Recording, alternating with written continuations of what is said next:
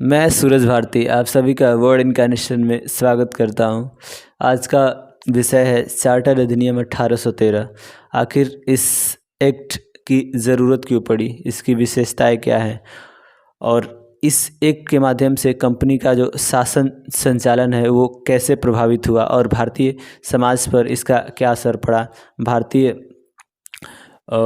जो भी छोटे व्यापारी थे उनके जीवन पर क्या असर पड़ा, इसके बारे में समझेंगे।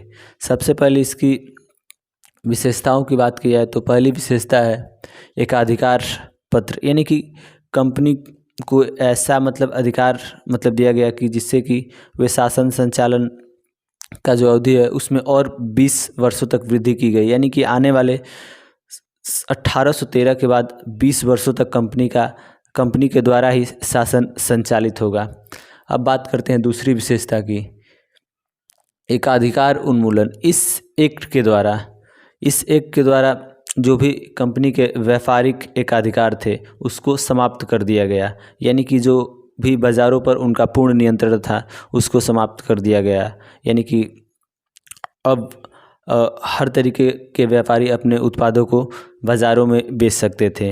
अन्यथा व्यापारिक एकाधिकार ऐसी स्थिति होती है जिसमें क्रेता सिर्फ एक ही होता है और ख़रीदार बहुत से होते हैं, यानी कि जो भी सामान होते हैं, जो भी सेवाएं होती हैं, वो सब किसी एक संस्था विशेष के अधिकार में होती है और जिसके माध्यम से वे वस्तुओं का मूल्य निर्धारण करती है और मनमाने तरीके से लाभ कमाती है। यही है व्यापारिक एकाधिकार। अब बात करते हैं तीसरी विशेषता के बारे में।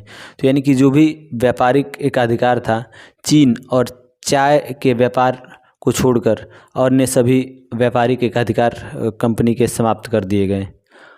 अगली विशेषता है मुक्त व्यापार की अनुमति, यानी मुक्त व्यापार की अनुमति में ऐसा प्रावधान किया गया जो भी ब्रिटिश वासी हैं, कंपनी के अलावा भी जो भी ब्रिटिश वासी हैं वो भारत में यानी कि ब्रिटिश शासित क्षेत्रों में व्यापार कर सकते थे और अपने निजी व्यापार कर सकते थे। अब बात करते हैं मिशनरियों का आगमन। मिशनरियों का आगमन से आशय यह है कि 1813 के बाद अब मिशनरी भारत में आकर अपने धर्म का प्रचार प्रसार कर सकते हैं। सामान्यतः ईसाई धर्म के जो भी लोग हैं वो इंग्लैंड से भारत में आकर अपने धर्म का प्रचार प्रसार इस एक्ट के माध्यम से कर सकते थे, ऐसा प्रोविजंस था। उसी के बाद से भारत में ईसाइयों की जनसंख्या में वृद्धि हुई।